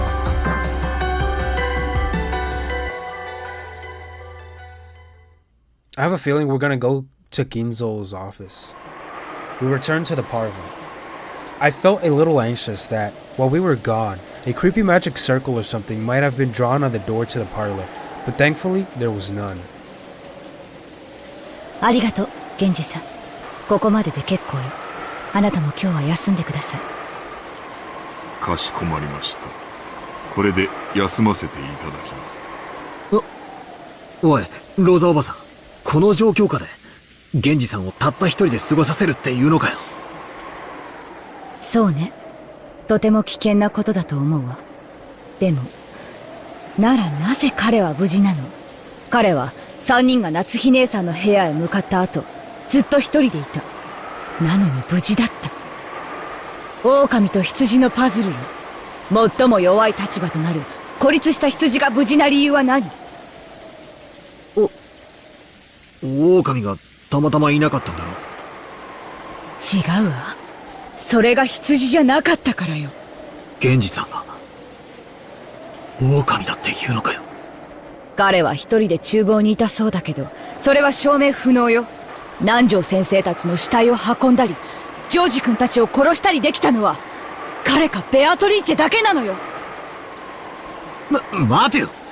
その論法じゃ誰だって。バトラ様、お気遣いをありがとうございます。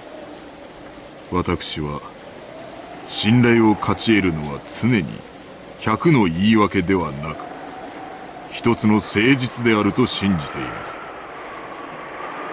たとえ信頼をいただけなくても私は最後まで誠実でありたいと思います。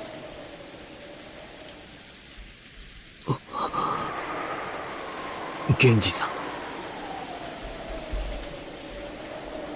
ん。なら決まりね。あなたが本当に無実なら、それは明日やってくる警察が証明してくれるわ。だから、それまでの間、あなたを疑いから外すわけにはいかない。長年、後宮家に仕えてくれたあなたに、こんな仕打ちをするのは本当に心苦しいんだけれど、今夜は分かってください。そして、明日になったら、もう一度仲直りさせてください。Genji gave his head a small shake. 今日も明日も私は後宮家の使用人であり続けます。ご用がありましたらいつでもお申し付けください。それでは失礼させていただきます。 After hearing all that, there was nothing left to say. Genji-san bowed deeply and left down the hall.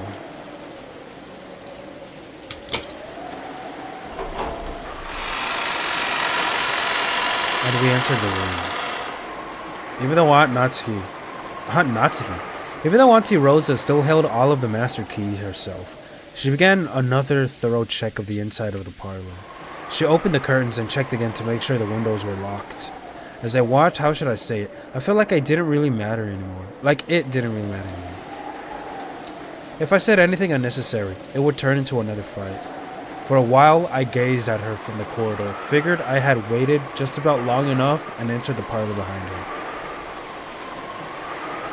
If she can't trust anyone but the dead, she should just go around killing everyone with the gun she's got in her hand. And then in the end, she'll realize that she herself was the wolf. And then she can blast through the head of the final wolf, and the curtain will close on this insane murder theater. As I thought that bitterly, I returned to the sofa where I had been encamped before, and rudely rested both of my feet on the table. Or was about to, when I found something there was there and stopped my feet.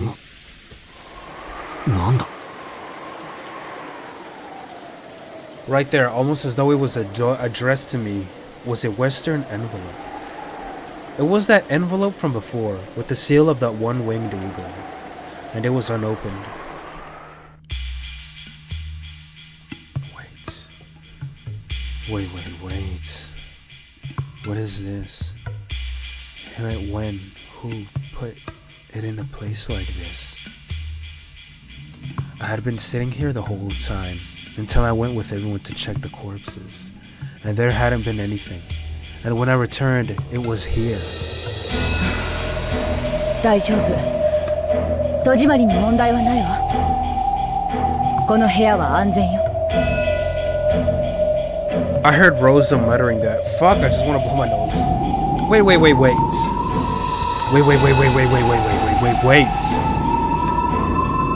We had made sure this room was safe when we exited. We had checked that the windows were all perfectly locked.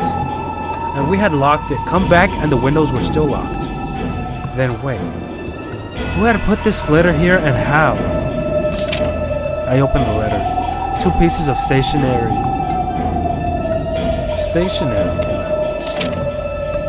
The first page had a magic circle drawn on it, something like blood. I asked Maria, she'd probably know what it meant, if I asked her. And there was a writing on the other page. 気分の謎解きは進んでおりますか？もうじきあっさり時間切れ。第9の番はもうじき始まります。There was no mistake. It was a letter from Beatrice. ほう、バトラー、それは？ああ、今ここに来たら置いてあった。どうしたのマリア？バトラ君、その手紙は？いや、ここに置いてあったんだ。どうしてだよ。この部屋はちゃんと戸締まりをしていたのに。どうしてだよ。どうして。マリア、いらっしゃい。No! I fucking knew she was gonna suspect him! Auntie Rosa closed her eyes just a little, and after silently thinking something, told Maria to come. Maria obeyed her mother's words. As she did, something unbelievable happened. Auntie Rosa pointed the barrel of that gun at me. I fucking knew this was gonna happen. バトラ君、あなたを狼だと断定するわ。Oh my god, Rosa! どうしてOh, battling with fucked. 私はこの部屋にたった今帰ってきて、そのテーブルの上に何もないことを見ている。そしてマリアがそのテーブルに近づいていないことも知っている。わずかな時間よ。でもこのテーブルに近づき、そして手紙を見つけたと主張するのはあなただけなのよ。 Well, this is the perfect fucking accusation. いや、めちゃくちゃだ。なんで俺がこんなものを置くんだよ。おい、俺は不審なものを見つけて報告しただけだぜ。なんで俺が疑われるんだよ。Oh my god, I hate this. その手紙をそこへ置けないから。 Oh, I hate this. これは自作自演。あなたが懐から封筒を取り出し、たった今見つけたかのように振る舞った。密室の中に魔女が入って手紙を置いていった幻想を作り出すためにね。またそういう考えなのかよ。そんなことで俺まで疑うのかよ。いい加減にしろ。俺は親父たちを殺されてるんだぞ。そんな俺がどうして犯人の片棒を担がなければならないんだよ。そうね、たとえ莫大なお金がもらえるとしたとしても、そんなことで肉親の命を切り売りできるような悪魔がいるなんて信じたくないわ。でもね、いるかもしれない。言い方が悪いわね。例えばバトラ君にとってルドルフ兄さんたちが親でなかったとしたら。何を言い出すかと思えば、親父は親父だろうが。確かにキリエさんと血縁はねえが、俺の姉貴も同然のお人だ。そこだけは聞き捨てならねえぞ、この野郎。Oh, you don't want to say that.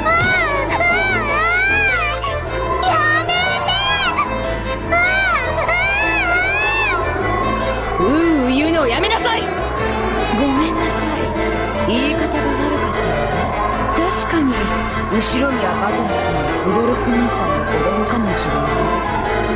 でもあなた本当にルドルフ兄さんの息子のバトラ君なの？ I hate this, man. This is such this is stupid. I hate this. バトラじゃねえんなら誰に見えるってんだよ。ルドルフ兄さんも含めて私たちは6年ぶりにあなたに再会しているわ。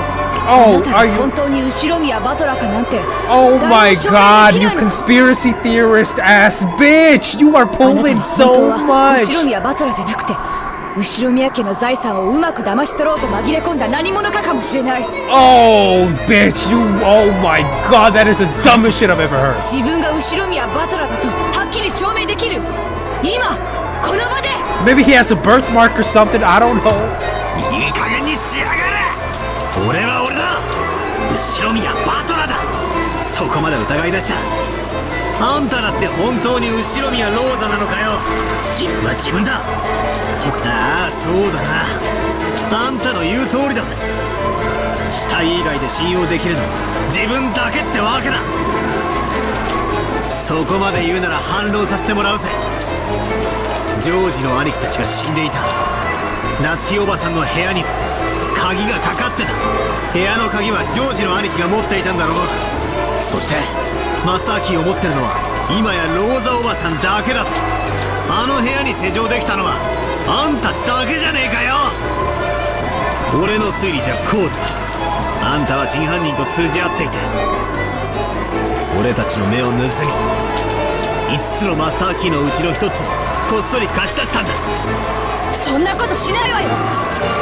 ほらここに5つあるわ Man, よ。 what are we getting at そ now? んなの当てになるもんか。 Dude. あらかじめ取り決めた場所に置かせて回収したかもしれねえじゃねえかよ。それにマスターキーが5個かどうかは疑わしいと言ってたのはあんただぜ。じゃああなたはその封筒をあなた以外の誰がどうやってそこに置いたというのよ。それが証明できない限りあなたが狼なのよ。うるせえならあんたこそ証明しろよ。犯人はどうやってジョージの兄貴たちをあの密室で殺したと言うんだよ。どうやって施錠したと言うんだよ。まったくにもってその通り。夏日の部屋も全く同じだぞ、いつもの通り。 Oh my god, does he have to fight two bitches at the same 内側から time? 施錠されていた。いかなるイカ様も細工もなく、そして隠された通行手段もなければ隠れる場所もない。夏日自身の鍵はジョージのポケットに入って室内に閉じ込められていた。あとは5本のマスターキーしかないが、それは全てローザが持っている。ついでに言おう、その客間も同じよ。本来の客間の鍵は使用人室に封印されている。だからマスターキー以外では解錠不能。部屋の密室定義もいつもに同じよ。おいおい、容疑者はもう1人しかいねえぜ。それでもまだかまととぶんのかよ、後ろ宮バトラー。 Oh, fuck my back. うるせえ、てめえも黙ってろ。黙るのはあなたの方でしょう。あなた以外にどうやってその手紙を置けたというの。それが証明できない限りあなたは狼なのよ。俺が疑えるってんならあんただって疑えるぜ。あんたこそ証明してみろ。最初に部屋に入って戸締まりの確認だのを始めたのはローザおばさんじゃねえかよ。そして俺の座っていた場所に再び俺が戻るだろうことを見越し手紙をそっと置いたんだ。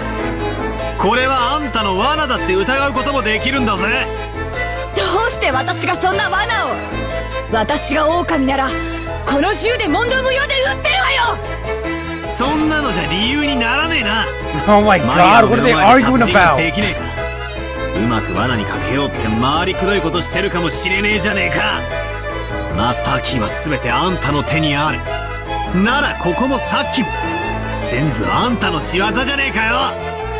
言い逃れできるってんなら言い訳を聞かせてみろよ。そうさ、ローザおばさんは最初から怪しいんだよ。なんで親族会議の大人たちが6人殺されたのにローザおばさんだけが例外なんだ。なんでローザおばさんだけがあの礼拝堂にいなかったんだ。一つしか理由がねえよ。ローザおばさんが親父たちをあそこに招いて殺したんだ。くそくそ、それで全部説明がつくじゃねえかよ。ふざけんじゃねえ、ふざけんじゃねえ。わけのわかんねえことを言うんじゃねえ。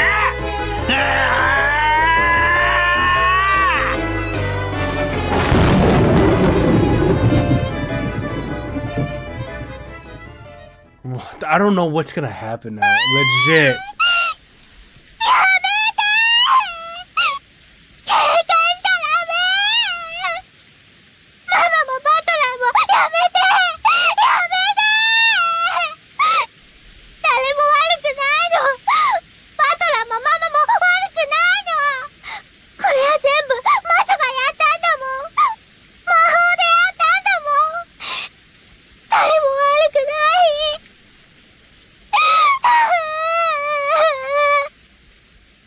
Maria thrust herself in between me and Auntie Rosa, both of us incensed. I was taken aback by Maria's crying voice and returned to my senses. At that instant, I became filled with shame. Tears flowed from my eyes. そうなんだよ。全部。魔女のせいだったんじゃないかよ。鍵がどうこうとか。トリックだのアリバイだの。全部馬鹿らしかったんだ。魔女の仕業なのに、俺たちは同じ人間同士を信じ合うこともできなくて。なあ、ローザおばさん。人間の犯人なんて最初からいなかったんだ。全部、魔女の仕業だったんだ。だから、ローザおばさんが犯人のわけがないし、俺やマリアだって、そして、ゲンジさんだって他のみんなだって、犯人のわけがないんだ。どうしてこんなことに。俺はどうして、大好きだったローザおばさんとこんなことの隣り合いをしてるんだよ。優しくって。どうしてこんな罵り合いをしてるんだよ。なんでみんなで疑い合わなくちゃならねえんだよ。おばさんを疑ってなんかいないんだ。誰も疑ってなんかないんだ。全部魔女の仕業だったんだ。ベアトリーチェの仕業だったんだ。全部ベアトリーチェが魔法で行った事件だったんだ。ベアトリーチェ、頼むからここに現れてくれよ。そして自分が全てやったと俺たちに告白してくれよ。もうごめんだ。こんな疑り合いはごめんなんだ。だから俺たちを許してくれ。解放してくれ。互いの死を見届け合うまで疑り合わなきゃならない地獄から解放してくれ。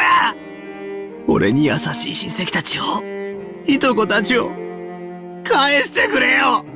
もう嫌だ、全部嫌だ。お前は確かに実在する。姿を見せてくれよ。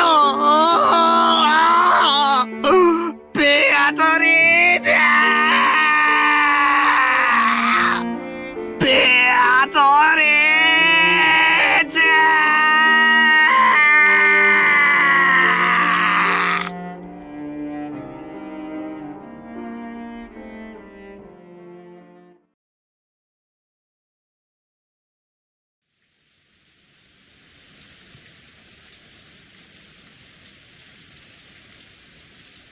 私はまだ生きているのか。 I fucking dude, it's been so long since we've seen him.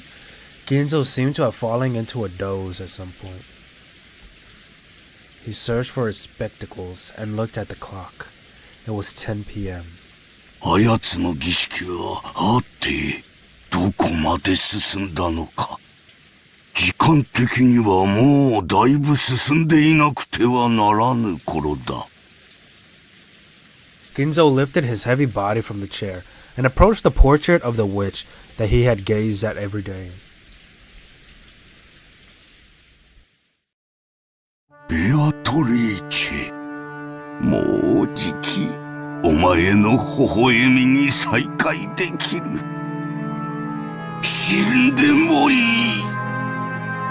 お前の微笑みがもう一度見られるならこの命は惜しくない。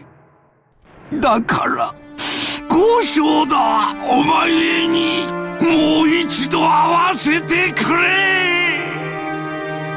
そして愛を誓わせておくれ。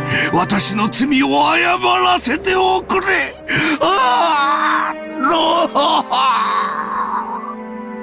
が逃がさん。お前は私のものだ。髪の毛の一本からつま先まで爪の赤すらも私のものなのだ。お前の肉一片までも全て私のもので、その亡き者の虹のまで私のものなのだ。That's love, I guess. 皆さん、今度こそこの手からこぼさん。お前を永遠に私のものにしてやるぞ。二度と逃がすものか。二度と逃がすものか。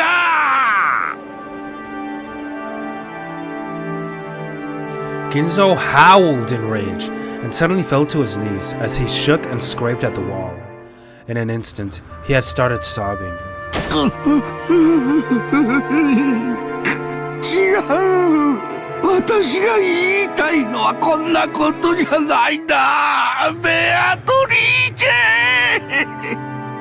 頼む。もう一度会わせてくれ。謝らせてくれるだけでいい。ベアトリーチェ。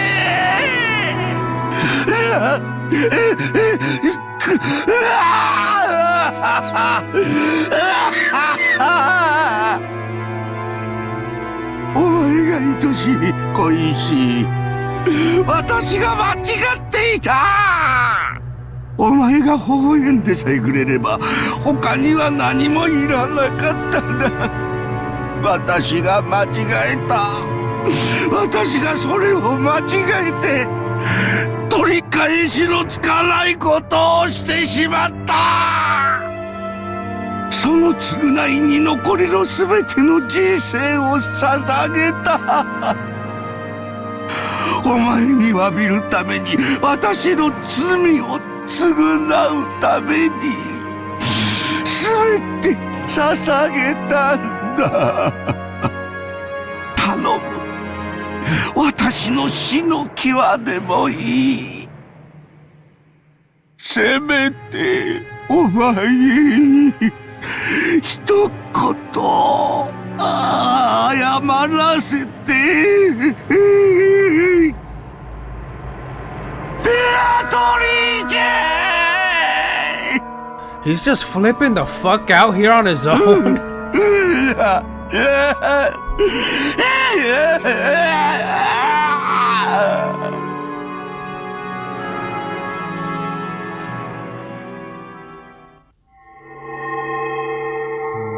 As Ginzo shook and cried, behind his small back, a butterfly appeared out of nowhere like a flake of gold leaf and softly fell down.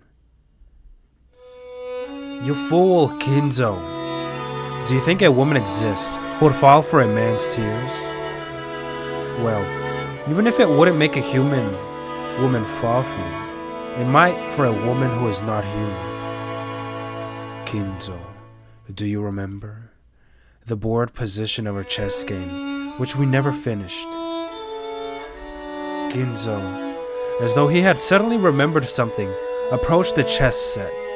The game he had been playing with Nanjo until yesterday remained there still. He wiped the pieces from the chessboard with a wide sweeping motion, and began to line them up again one by one. It was the setup for a game in progress. そうだ。こうだ。私はクイーンを勧めた。とても良い名手だった。Oh wow, if I don't say... お前には少々きつすぎるかもしれん一手だった。If I say so myself, asked. That was very spectacular. お前は駒を見捨てるか見捨てないかに悩み、ずっと悩み。Ginzo waited, with the opposite seat empty. Surely, very soon, his opponent would appear there, and he would be able to restart this game again. You fool, Ginzo. You want to apologize? You want to see my face again? You want to make my smile an eternal thing?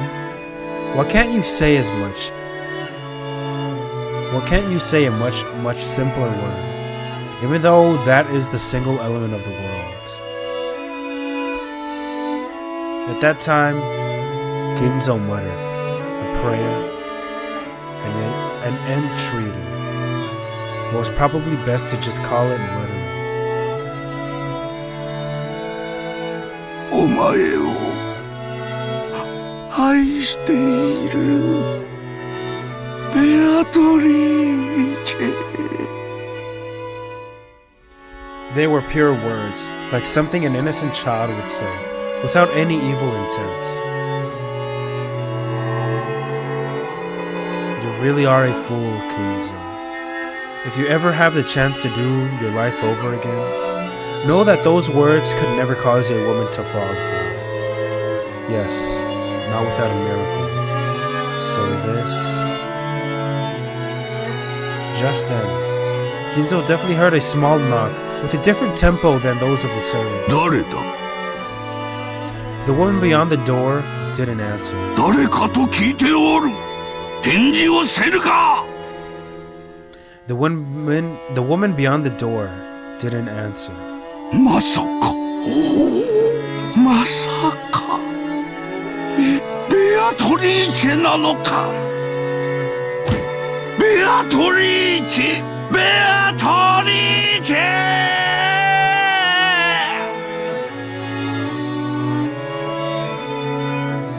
The woman beyond the door answered.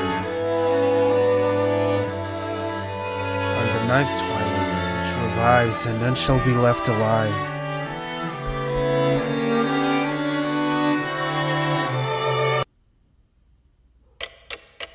Why do we keep zooming in on this clock? I just checked something, and apparently I have 25,000 clicks in this game. That's funny. Whatever, I'm just ending it.